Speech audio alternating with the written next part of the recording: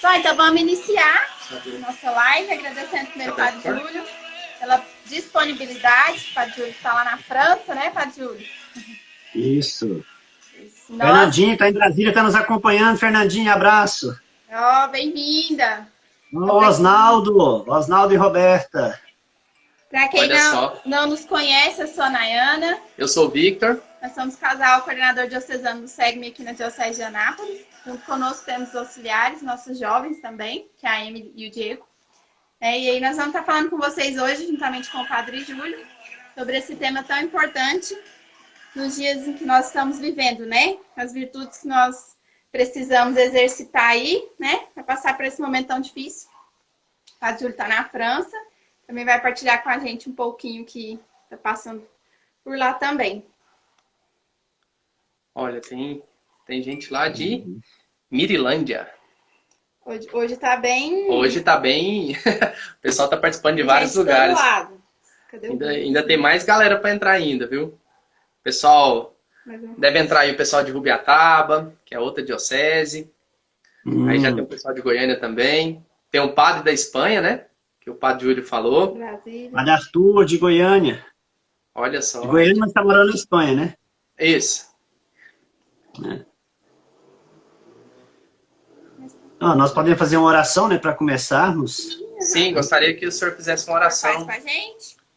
Vamos fazer uma oração em nome do Pai, do Filho e do Espírito Santo. Amém. Amém. Vamos pedir ao Espírito Santo, nós que já estamos nas vésperas deste Domingo da Misericórdia, essa graça de celebrarmos a misericórdia divina por cada um de nós, entregando então todos os jovens do SEGME, todos os jovens do mundo inteiro, o Espírito Santo possa nos guiar, que esse momento de partilha também nos leve a crescer, pensar nas virtudes que a gente pode partilhar nesse dia, talvez não vai partilhar tantas, mas tem tantas virtudes que a gente pode exercitar. Pedir ao Senhor Jesus que a sua misericórdia venha sobre nós, nesse tempo de pandemia, que está atingindo o mundo inteiro, que a sua misericórdia venha sobre todo mundo, sobre especialmente aqueles que estão trabalhando nos hospitais, os que estão na linha de frente. Queremos entregar as nossas vidas ao Senhor, pela intercessão das mãos de Nossa Senhora, nossa Mãe, que era que estava aos pés da cruz e que nos recebeu como filhos. Ave Maria, cheia de graça, o Senhor é convosco. Bendita sois vós entre as mulheres, bendito é o fruto do vosso ventre, Jesus. Santa Maria, Mãe de Deus, rogai por nós, pecadores, agora e na hora de nossa morte. Amém. Padre, a primeira coisa que eu gostaria... Vamos só falar pro pessoal. Gente, é só falar, quem quiser fazer pergunta para ele, né? Pode ir colocando e eu vou escrevendo e aí a gente vai fazendo, tá bom? Vamos lá. Primeira coisa que eu gostaria, Padre Júlio, é que o senhor falasse um pouquinho sobre o senhor. Quem é o Padre Júlio? Isso. Então, os jovens fizeram uma pergunta, né? Mas primeiro eu gostaria de saudar então a todos, né? Uma boa tarde para os jovens do SEGME. Aqui para mim já é boa noite, aqui já são 20 horas. Isso. É uma alegria estar falando com vocês nesse tempo em que a igreja está usando os meios modernos, né, de comunicação para estar junto ao povo de Deus. Então, glória a Deus por essas ferramentas. Eu estou aqui do outro lado do Atlântico, vocês aí no Brasil, e nós estamos falando, né, ao vivo. Então, que alegria muito grande. Eu quero partilhar com vocês nesse momento um pouco, né, sobre o coronavírus, o Covid-19. E eu vou falar um pouco e depois deixar um tempo para a gente partilhar também. Tem alguns que já me enviaram perguntas, né? Então, quem é o Padre Júlio? Eu nasci em Goianésia, mas fui criado em Anápolis. Cheguei em Anápolis com 4 anos, então... Anápolis é a minha cidade do coração, né? E nasci no dia 7/7/67. Nossa. Acho que, não sei se algum dos jovens aí vai lembrar quando eu fui ordenado padre. Eu fui ordenado padre no dia 2/2/2. Nossa! Que tanta coincidência! Então, foi no dia 2 de fevereiro de 2002 que eu fui ordenado padre, né? A minha ordenação diaconal, tive a graça de ser ordenado junto com o Padre Eli. O Padre Eli foi ordenado em agosto padre e eu diácono, né? E depois, em fevereiro, eu fui ordenado padre. Então, eu trabalhei muito tempo na Nova Aliança, trabalhei em algumas paróquias. E, por último, né, antes de vir para a França, eu estava na Catedral Bom Jesus. Né? Aqui tem... você vai fazer outra pergunta? 19. Oi? Como que é, padre? Não entendemos. Não, você falou para me apresentar, né? Ah, sim. Ah. Agora, eu queria saber um negócio a respeito da sua vocação. Então, minha vocação começou... Né? E por onde que o senhor foi passando? A minha vocação começou cedo, graças a Deus, aos 22 anos. Fui convidado para fazer o curso de evangelização 2000, aquela experiência, né, de preparar uma década de evangelização para preparar o ano 2000 para o Cristo. Em maio de 1990, foi minha grande conversão nesse encontro, foi numa noite, eu lembro. Eu saí dali apaixonado pela palavra de Deus, pela Bíblia, um desejo muito grande de evangelizar, e ali, né, cada um acendeu uma vela da fé, a vela do compromisso, e eu pedi a Deus, Senhor, não deixe que essa vela me apague. Então eu comecei, primeiramente foi evangelizando, depois entrei nos grupos da renovação, depois com a Nova Aliança, mas até então nem pensava em ser padre, né? Então foi primeiro esse desejo muito ardente mesmo, apaixonado pela Bíblia, pelo Cristo, que me fez sair evangelizando. Anápolis, evangelizei muito, dando cursos, encontros, depois começamos a evangelizar em alguns lugares no Brasil. Só aos 24 anos que eu decidi, né, que comecei a pensar em ser padre, num acampamento Manaim, onde eu estava em Franca, São Paulo, fazendo esse Manaim, um padre, escutando a minha confissão, falou, mas você nunca pensou em ser padre? Eu falei, não. Ele falou, nossa, mas você tem que pensar nisso. Aí voltei para Anápolis, então, pensando no sacerdócio, né? Já depois de 2 anos de caminhada, né, de evangelização. E, claro, aí fiz a experiência, e aí tudo começou, até chegar, então, à ordenação em 2002. Então, esse é um pequeno caminho, né? Não dá para falar muita coisa. O senhor falou de um encontro e uma comunidade que fazem a diferença, né? O Manaim aqui em Anápolis mesmo tem criado muita força. E a comunidade Nova Aliança também nem se fala, né? Graças a Deus. Dimensão que ela tomou, né? Então, graças a Deus. E foi isso, o início foi esse, né? Junto com a Nova Aliança, o acampamento Manaim que despertou a vocação sacerdotal. E hoje, né, o Manaim está no mundo inteiro, né? Ele começou no México, na verdade. O Manaim começou no México. O Brasil foi o segundo país. Mas é um encontro muito, muito forte que me ajudou muito também a descobrir minha vocação. Eu tenho vontade de fazer. Um dia vai dar certo. Agora, uma pergunta. Por que a França? Porque a França, eu não sei, os desígnios de Deus, né? Eu nunca tinha pensado, quando eu era padre no Brasil, eu estudava inglês. Então eu preparava, fazia inglês, mas nunca tinha pensado na França, até que surgiu uma oportunidade, a visita de um bispo do sul da França, em Anápolis, na comunidade, Dom Dominique Ré, em 2008, e ele falou que tinha um curso de missiologia na sua diocese em Toulon. Eu conversando com o Dom João falou, não, então você fica 2008 ainda na catedral, nessa época eu era pároco da catedral, fica 2008 preparando e vem em 2009 você vai para a França. Mas, por providência ou coincidência, quando eu cheguei no sul da França, o curso já tinha acabado, não existia mais. Aí o bispo falou, não, você fica aqui, eu vou te preparar uma paróquia. Eu falei, mas eu não falo francês, não, mas você aprende. Aí, então, eu cheguei na França em fevereiro e em julho me tornei pároco de uma paróquia. Foi um desafio muito grande. Aí, essa primeira vez eu fiquei 5 anos. Depois voltei em 2014, onde eu fiquei na São Pedro de São Paulo, Nossa Senhora Aparecida. Sim. Em 2015, em janeiro de 2015, cheguei aqui perto de Paris, que é a diocese de Créteil. E aí, tem esse amor pela França, né? Já mais de 10 anos. Legal. Mais de 10 anos de França. Ó, teve gente que conheceu o senhor no acampamento Manaim, ó. É? A Leila, né? Tá falando? Muito bem. Lélia. Lélia Crepes. Eu conheço a Lélia. Lélia. Padre, então, vamos... O pessoal tá pedindo muita bênção aí pro senhor, né? O senhor viu? Tanta gente conversando. Então, a gente sabe que a realidade do Brasil hoje, ela tá um pouco diferente da realidade da França. né? Então, nós estamos nesse começo, né, do que vocês aí já passaram, né? Então, eu queria que o senhor falasse um pouquinho sobre as principais experiências que o senhor tem visto, né, durante esse decorrer todo dessa pandemia, algum caso que marcou muito para a vida do senhor, e também uma palavra sobre, principalmente de motivação, de esperança, porque sabemos que aqui no Brasil, por mais que tenha tido a quarentena, muita gente acabou que está trabalhado, e agora está começando, né? Nós temos um nível hoje de 200 mortes por dia. Na Europa nós vimos Itália e Espanha chegando a 900 mil mortes, né, num dia. A França também com um número bem elevado. E assim, eu gostaria que o senhor falasse um pouquinho sobre isso para a gente. Bom, na verdade, eu até tinha escrito aqui alguma coisa, né? Se a gente for analisar bem do início, né, quando a coisa começou na China, no mês de janeiro, a gente via a coisa acontecer na China e pensávamos, não, isso não vai chegar aqui com essa violência.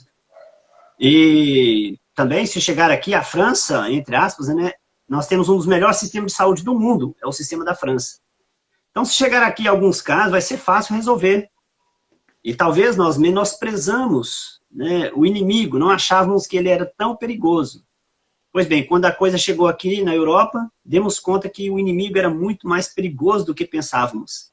Primeiramente porque ele é invisível. O contágio é muito rápido e ninguém sabe quem transmite para o outro. Justamente. As crianças, é um perigo. As crianças são transmissoras mesmo sem apresentar sintomas. Então, por causa de tudo isso, a coisa se dissemina de uma forma muito rápida. Sim. Eu tenho rezado muito para que não chegue no Brasil da mesma forma que chegou aqui na Europa. Né? Porque quando a gente via na China e pensava, não, aqui não vai chegar dessa forma. Então, veja bem, como é que ela entrou aqui na França? Começou primeiro na Itália, né, em Milão, por ali, e de uma vez se tornou uma pandemia na Itália. Uma coisa assustadora. Né? E depois chegou pela França, pela fronteira da Alemanha, uma cidade chamada Mulhouse. Ali nessa cidade também começou alguns casos que vieram do sul da Itália, e uma igreja presbiteriana, não sei, uma igreja nova. O pastor estava fazendo um grande culto com 2.000 pessoas. Ele ficou doente, o filho, e todas as pessoas que estavam lá saíram contaminando a Europa, porque era um encontro internacional. Então, quer dizer, a pandemia, quando a gente menos espera, ela está aí. Começou em Estrasburgo, Mulhouse, depois entrou aqui onde eu estou, que é a Ilha de França. A gente chama meu estado aqui, chama Ilha de França. E a coisa transbordou de uma vez. Os hospitais não tendo mais lugar. Né?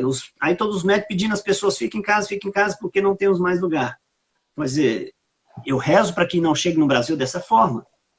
Porque aqui que, entre aspas, é um lugar preparado, o exército teve que fazer hospital de campanha, Sim. Hospital com tendas, né? Então, quer dizer, não dá para a gente imaginar o tanto que é difícil isso. Agora, aqui o governo, na Europa, optou pelo confinamento. Mas eu digo que cada país tem uma forma de agir, né? Cada um tem uma forma de agir com esse Covid. Então, aqui no dia 15 de março, já não podia mais ter missas na igreja, porque o governo havia proibido a aglomeração de pessoas com mais de 20 pessoas. E na terça-feira, 17 de março, confinamento total. Todo mundo em casa. Só quem podia fazer trabalho, quem tinha autorização, e quem estava em casa para sair, para fazer qualquer coisa, tem que ter autorização, senão tem multa. Se a polícia me pegar sem a minha autorização, é 150 euros de multa. Nossa. Isso hoje no Brasil dá R$700. Então ninguém quer tomar multa. Muito dinheiro, né? Muito dinheiro. Então, a pandemia aqui, eu posso hoje citar para vocês o que eu anotei ontem, hoje eu ainda não vi. Os 4 países aqui da Europa que mais estão com mortes. A Espanha, a Itália, a França e a Inglaterra. Então, a França ontem tinha 19 mil mortos. Nossa. A Espanha com mais de 20 mil. A Itália mais de 23 mil. E a Inglaterra com 14 mil mortos. Meu Deus. É uma coisa... terrível, né? O confinamento no Brasil vai até que dia? Ai, aqui tá uma loucura. Porque o presidente pede para relaxar o máximo possível. Só que os governadores estão tentando segurar o máximo possível a quarentena. E tá uma luta. Porque, inclusive agora, nosso ministro da Saúde, ele foi demitido, entrou um novo. Então, a coisa tá bem... Estava chocando as ideias do ministro com o do presidente. E a população... como eu estou falando, cada país tem uma forma de agir, né? Então, aqui, eu não sei, aqui o confinamento vai até o dia 11 de maio, ainda falta muito tempo para terminar ainda. Nossa, aqui ainda não, e depois do 11 de maio vai começar um desconfinamento progressivo. Mas o presidente aqui já anunciou que até a metade de julho, nenhum, aqui fala rassemblement, como é que eu falo? Ajuntamento de pessoas, aglomerações, né, de pessoas. Nem cinema, nem restaurante, nada, até metade de julho. Agora, a pergunta e depois do 11 de maio, vamos poder celebrar as missas? A gente ainda não sabe, estamos esperando as diretrizes. Porque como é que vai fazer? Né? Nem restaurante vai estar aberto? As falas aqui dos nossos governantes é que todo o sistema religioso, né? Não só as missas, mas também os protestantes, enfim, todos, e as escolas serão os últimos a retornarem. São os principalmente as escolas das crianças. O que você ia falar? Nossa. Inclusive, eu sou professor. Eu sei a loucura que é. Porque as crianças, elas são assintomáticas. Então, quer dizer, esse é o perigo. Elas podem levar para sua casa, transmitir para vocês e elas não têm nada. Né? É verdade. É verdade. É algo difícil. Agora, o que eu posso dizer para vocês? Que nós sabemos que essa crise é uma crise sem precedentes. Algo excepcional, algo que ninguém estava preparado para enfrentar, ou se pensavam que estavam preparados, tiveram grandes surpresas. Aí que está, o Brasil também tem que estar se preparando, porque ninguém sabe como é que a coisa chega. Verdade. Eu digo que é uma coisa sem precedentes, porque não sei se na história da humanidade houve um tempo como este, que afetasse todo mundo. Você imagina, olhando para o nosso lado cristão, todas as igrejas fechadas, sem poder celebrar a maior festa cristã, que é a Páscoa. Os padres celebrando praticamente sozinhos. Muito triste. Que época da história você viu isso? Então, nós estamos vivendo um tempo excepcional. Eu posso testemunhar para vocês que, sábado à noite, a vigília pascal, eu nunca vou esquecer. Eu celebrei sozinho na minha paróquia, olhando para os bancos. Meu Deus. Nossa. Acendi o Círio Pascal, fiz todas as leituras. Eu não fiz homilia, né? Então, é algo assim que marca a gente. E ainda, nessa noite pascal, eu teria um batismo de uma senhora adulta, né? Os catecúmenos. Eu fiquei com mais pena da senhora, que ela estava numa expectativa muito grande para esse batizado. E agora vamos ter que marcar outra data, né? Achar um outro momento, porque tudo, né, foi agitado com essa crise. Então, realmente, é uma crise sem precedentes. Agora, eu estou olhando, então, esse lado nosso, lado cristão, né, que é uma crise sem precedentes. Mas a gente pode imaginar também que ela é sem precedentes para o lado financeiro, social, familiar. Né? Por exemplo, quem imaginaria um dia ver as metrópoles e os grandes centros financeiros das grandes potências mundiais vazios? Paris, New York, Londres, São Paulo, Madrid, Milão, etc. Verdade. Parece inacreditável você ver essas cidades vazias. Né? Então, eu não sei se vocês sabem, eu fui descobrir quando eu vim morar aqui, Paris é a cidade mais visitada do mundo. Eu pensava que era Roma. Eu também pensava. Né? É Paris. Agora você imagina essa cidade em confinamento, vazia. Já faz mais de um mês que não recebe turistas. Então, quanto prejuízo? Prejuízo de todas as formas. Eu tenho um amigo brasileiro que é fotógrafo. Ele pensa que até agosto ou setembro não vai ter turistas aqui para dar serviço para ele. Então, ele já está preocupado para pagar o aluguel dele. Como é que ele vai fazer? Ele vai ter que, depois do dia 11 de maio, procurar uma outra solução para ganhar um dinheiro. Então, quer dizer, é uma crise sem precedentes. Sabe? Eu não sei como é que vocês estão preparando aí no Brasil, mas eu rezo, peço a Deus que não chegue no Brasil com essa violência que chegou aqui, né? Olha, aqui muitos têm tentado viver essa quarentena, mas alguns também já relaxaram bastante. Já tem muita gente relaxando. Outra coisa que é importante, se a pessoa não fazer a quarentena, ela fazer, aqui chama geste de barrière, gestos de barreira. Sim. Que é usar uma máscara. Porque se você está no mercado, todo mundo está usando máscara, então, porque quando a gente fala, sai pequenas gotículas, né? Então, se todo mundo está usando máscara, já é uma forma de barrar o vírus. Sim. Lavar sempre as mãos, usar o gel. Quer dizer, se o Brasil, todo mundo... mas onde vai achar máscara para todo mundo, né? Esse é um problema. Aqui o pessoal está fabricando de tecido. Tem muita gente fazendo de tecido. Nem a França, que só tem 60 milhões de habitantes, está faltando máscara, não tem máscara para todo mundo. Então, mas imagina o Brasil, né? Mas seria uma solução essa. Se a pessoa não quer a quarentena, por que que onde está ali, meu Deus? A Coreia não fez quarentena e venceu. Poucas mortes, porque todo mundo usando máscara, todo mundo fazendo testes. Teria que testar todo mundo, né, para saber quem está contaminado e quem não está. Seria uma solução, né? Uma solução que tem custos, né? Mas eu não sei, né? Bem, eu vou continuar falando aqui para vocês o seguinte. Teve algum caso aí que marcou assim para o senhor nessa quarentena? Algum relato, algum paroquiano, ou talvez nem paroquiano, que marcou bastante? Eu já perdi 4 paroquianos. Nossa. Então, um caso é meio atípico, porque ela tinha 92 anos e estava na casa de idosos. Não sei se vocês têm acompanhado, porque aqui atacou muito as casas de idosos. Sim. Então, ela chama Denise, eu enterrei ela ontem. Só tinha 5 pessoas na igreja e o caixão. Então, eu estou enterrando muitas pessoas com Covid, é perigoso para mim. Uhum. Mas o que eu posso fazer, né? Então, tinha 5 pessoas ontem. Então, era uma senhora que estava bem, mas ela pegou o vírus e morreu na casa de idosos. E eu perdi uma africana de 63 anos, não é tão idosa, entendeu? Ela também estava bem de saúde, estava sempre aqui na igreja e morreu. Então, agora, o que mais está tocando nós aqui é que o nosso bispo de Creteia está no hospital, está no oxigênio. Nossa! Então, o bispo aqui chama Michel Santier, a gente está sempre rezando por ele nas missas. Ele diz que está estável, entendeu? Está estável, mas já tem uns 10 dias que ele está no hospital. Então, isso, claro, né, para a diocese, todo mundo rezando para que ele saia dessa, né? A tia-avó da Nayana também tá no hospital. Só que ela tá lá em Boston. Em Boston. E os Estados Unidos tá feio. Aquela região tá terrível. Então, este fato, né, as grandes potências financeiras, está servindo de lição para o nosso mundo capitalista, né? Vocês sabem qual é o slogan do mundo capitalista? Tempo é... Dinheiro.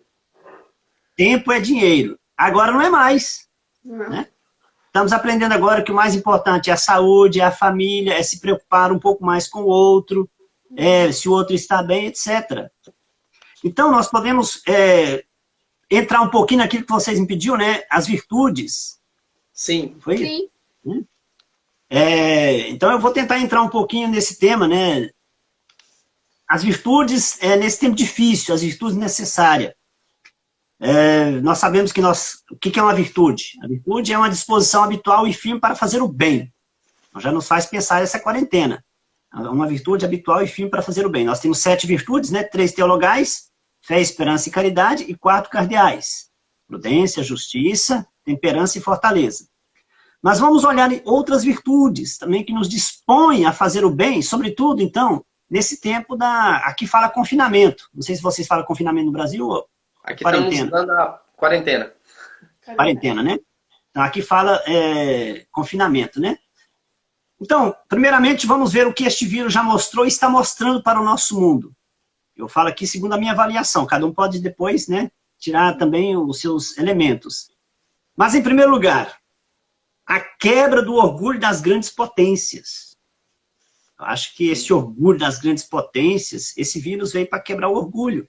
O nosso mundo tão desenvolvido, tão cheio de intelectuais, tantas descobertas, a era da informática, nós estamos agora aqui na informática, né?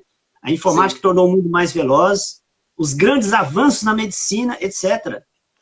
Este vírus veio para quebrar o orgulho e mostrar que devemos ser humildes. Aí está uma virtude.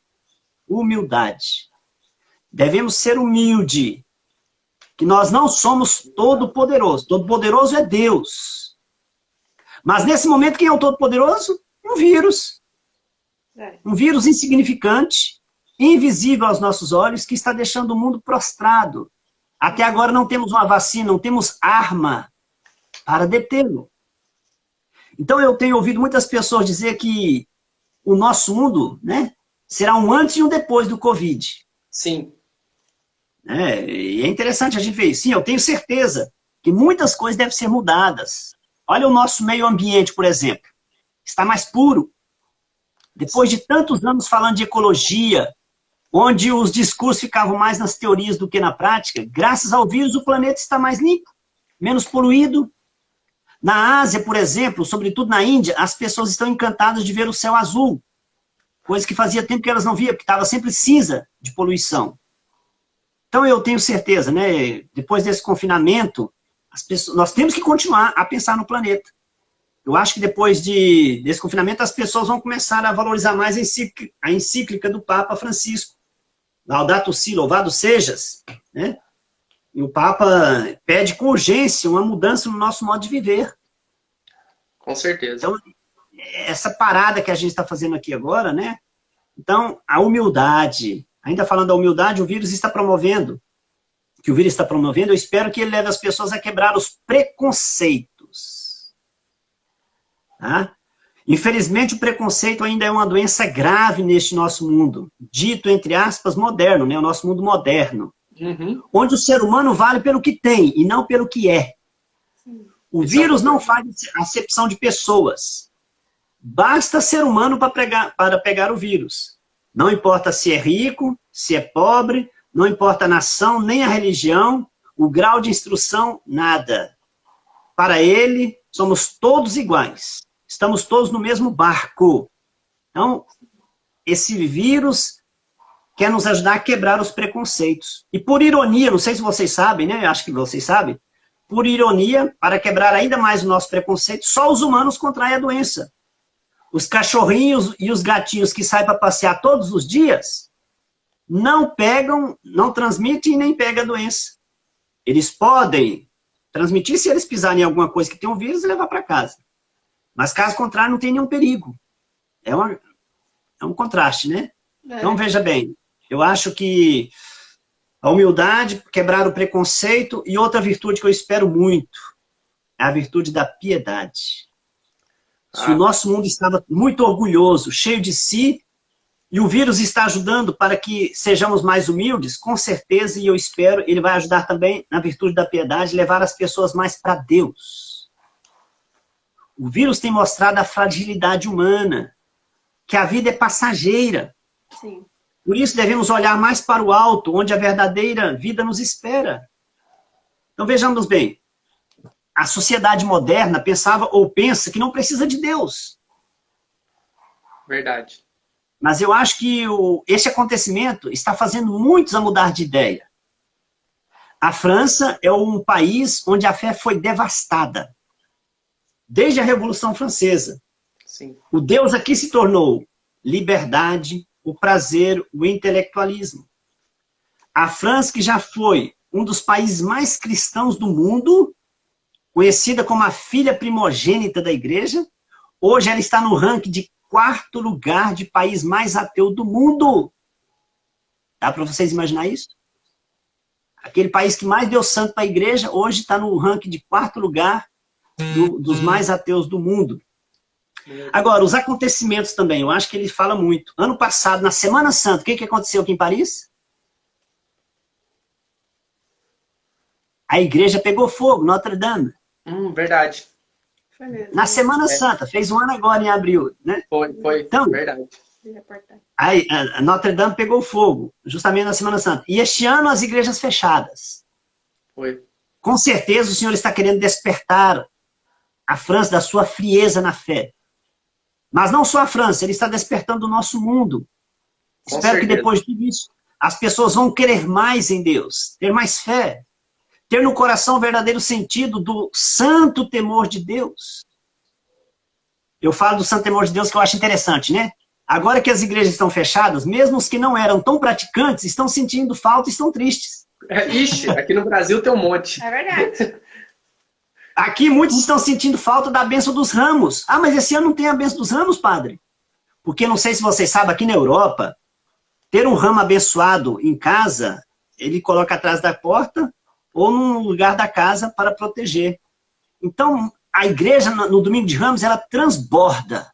Tá? Mesmo quem não era praticante, vem. E esse ano, então, as pessoas sentindo. É igual a nossa pessoas... quarta-feira de cinzas aqui? Isso. Transborda. É. Então, muitas pessoas sentindo falta da missa da Páscoa. Né? O coração dolorido de ver essa falta, né? A missa de Páscoa que não está tendo. Então, isso é interessante a gente ver. Eu gosto do capítulo de São Paulo, né? Romanos 8, 28. Aliás, sabemos que tudo concorre para o bem daqueles que amam a Deus.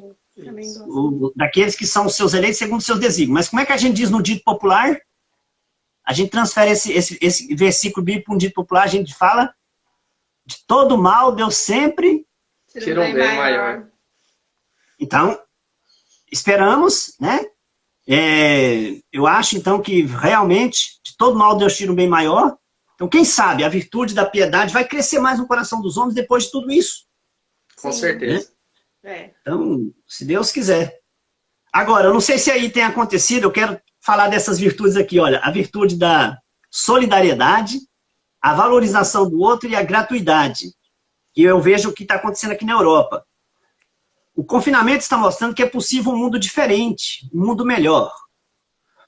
O vírus veio para nos despertar. Estávamos dormindo e não éramos capazes de ver as coisas simples do dia a dia. Então, por exemplo, aqui, às 20 horas, todos os dias, as pessoas saem nas sacadas dos apartamentos ou nas janelas das casas, nas portas, para aplaudir os médicos, enfermeiros e enfermeiras. Isso acontece no Brasil? Não com essa força. Às vezes. Todo o país. Todo o país aqui para, os bombeiros ligam as sirenes, as luzes, girofar. Mas, então, veja bem, todo mundo sai para aplaudir médico, enfermeiros e enfermeira. Que maravilha! Mas espera aí. No hospital só trabalha médico e enfermeiro? E se não for trabalhar as pessoas que fazem a limpeza do hospital? Sim. E se não for trabalhar as pessoas que fazem a comida no hospital? E se não tiver o serviço burocrático? Então, depois do confinamento... ao hospital. Você está entendendo? Não, mas agora espera. Então, eu espero que depois do confinamento nós vamos aprender a valorizar cada profissão. Sim. Nós vamos aplaudir as mulheres e os homens que estão nos caixas do supermercado para nos atender. Justamente. Nós vamos aprender a aplaudir os caminhoneiros que abastecem os mercados. Sim. Nós vamos aprender a aplaudir o senhor e a senhora, aqueles que passam para recolher o lixo nas nossas casas, nas nossas portas. Com certeza.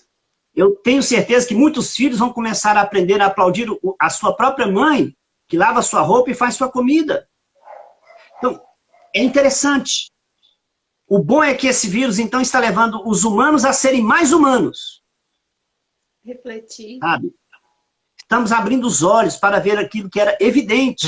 Que nós estamos numa sociedade como uma engrenagem, onde todo mundo é importante e cada um tem o seu talento para contribuir.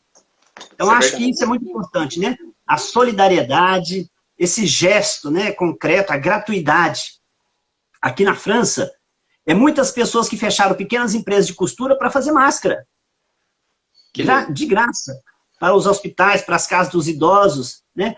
Restaurantes que estão fechados, estão fazendo comida para as pessoas dos hospitais, para os sem-abrigos. Algumas usinas aqui, empresas, estão fazendo aparelhos de respiração. Quer dizer, é bonito a gente ver isso, entendeu?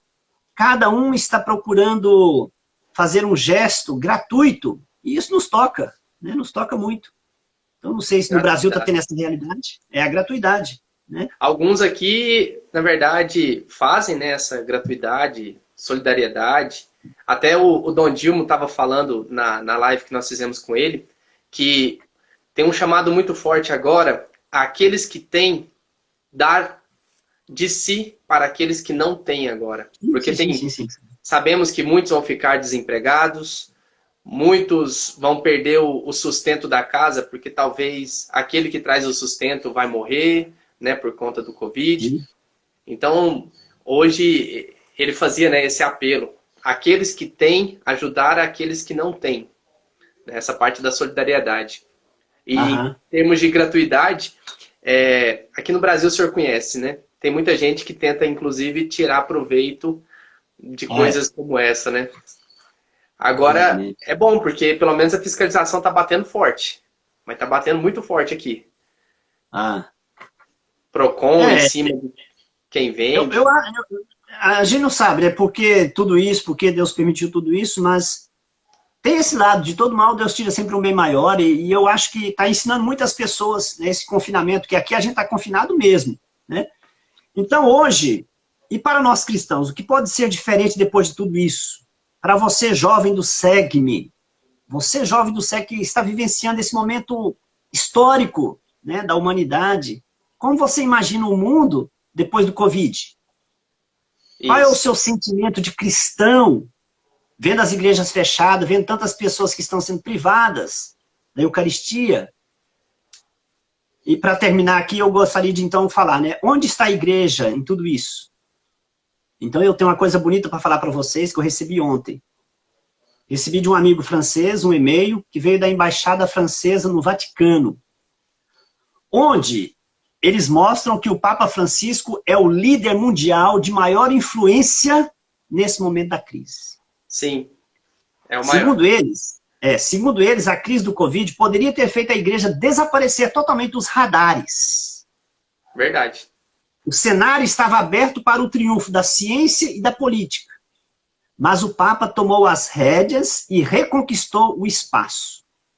Muitos veem a forte presença do Papa desde o início da crise sanitária, que apesar da dispersão forçada dos lugares de cultos para os fiéis, soube fazer ressoar a voz de uma igreja próxima e solidária. Então, nós podemos ver, né, o que aconteceu, né, o peregrino solitário, em pleno centro de Roma, abençoando o mundo. Depois temos as missas transmitidas pelos meios de comunicação, acompanhada por milhões de pessoas. Que dia ficou bem marcante, né? Então, e depois a forma como o Papa tem agido nessa crise humanitária, são tantas marcas. Eles estão vendo que o Papa se afirmou mesmo como um leadership global. E um dos pontos que eles marcam é a preocupação do Papa e dos representantes da Igreja em favor de uma atenção constante para os mais frágeis, o Papa pedindo a proteção para as mulheres vítimas de violência doméstica, as intervenções do Papa pelos refugiados, pedindo a legalização destes em solo europeu. O Papa fez um apelo à solidariedade internacional, pedindo o cancelamento das dívidas dos países mais pobres. Olha! E tem muitas outras ações que está fazendo do Papa, né, um líder mundial. Então, aí está para nós, queridos jovens, a presença da igreja que fala por aqueles que não têm voz. A igreja não está distante, ao contrário, ela está perto de todos, olhando o sofrimento de cada um e cuidando de cada um sem distinção de pessoas. O Papa não fala só para os católicos.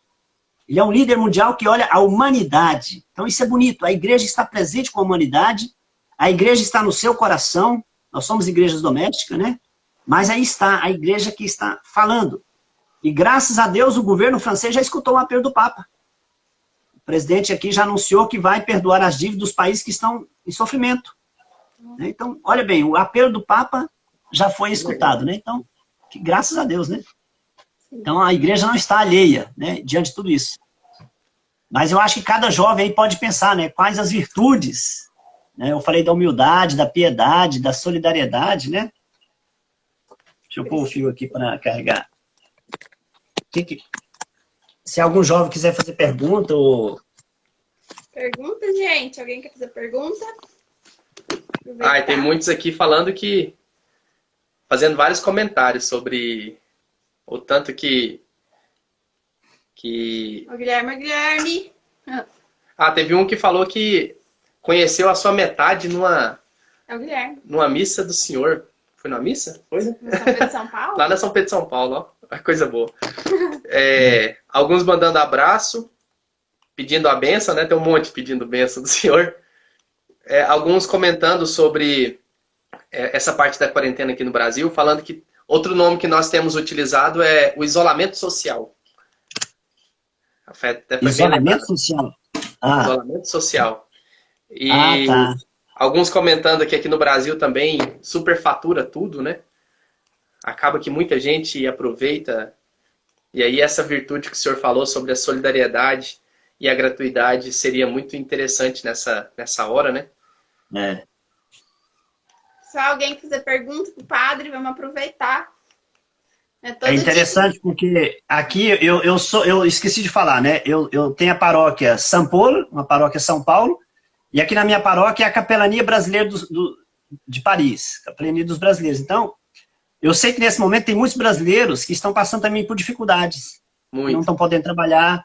Sim. E a gente começou, então, a pedir àqueles que estavam trabalhando, o pessoal começou a trazer aqui para mim várias coisas para a gente fazer cestas, entendeu? E então a gente está ajudando os brasileiros, né, com uma forma, né, solidária, aqueles que estão passando por dificuldade, né? Que bom. É uma coisa interessante. Que foi até proposta também na live que a gente estava fazendo com o Dom Dilma, ele falando sobre aqueles que têm condições, não de estocar comida, mas comprar um pouquinho a mais para doar para aqueles que não têm a condição de fazer a compra. Ele estava falando isso também. Porque tem... Igual você falou, aqui no Brasil é diferente. Aqui na França o governo vai ajudar as pessoas. Ninguém vai ficar... Aqui, quem ficou em casa tem direito de um desemprego, chômage parcial. Um desemprego parcial. Então ele recebe 80% do salário dele. Nossa. Todo mundo está parado, recebe 80% do salário. Quer dizer, isso não acontece no Brasil, né? Não. Então, que não tem perigo da pessoa ficar passando fome. Aqui teve um incentivo de R$600 durante 3 meses, mas é para um grupo só específico. Não pegou todo mundo assim, não. É difícil. Eu tenho uma pergunta para o senhor. Padre Júlio, será que estamos vivendo como Sodoma e Gomorra? Eu acho que sim, né? Ou estávamos vivendo, né? Espero que a gente vai mudar, né? Tomara, né? Porque se a gente estava vivendo um mundo sem Deus, os homens estavam pensando que não precisava mais de Deus, e agora essa virtude da piedade que eu espero, não sei se vocês viram tantos países, as pessoas de joelho, rezando, porque agora o que pode fazer? Só rezar, né? Então agora o homem está aprendendo a olhar mais para cima. Sim. Então, quem sabe esse vírus veio para tirar o mundo da Sodoma e Gomorra, né? E nos levar mais para Deus, com certeza, eu tenho certeza disso, né? Então... Não dá para viver um mundo sem Deus.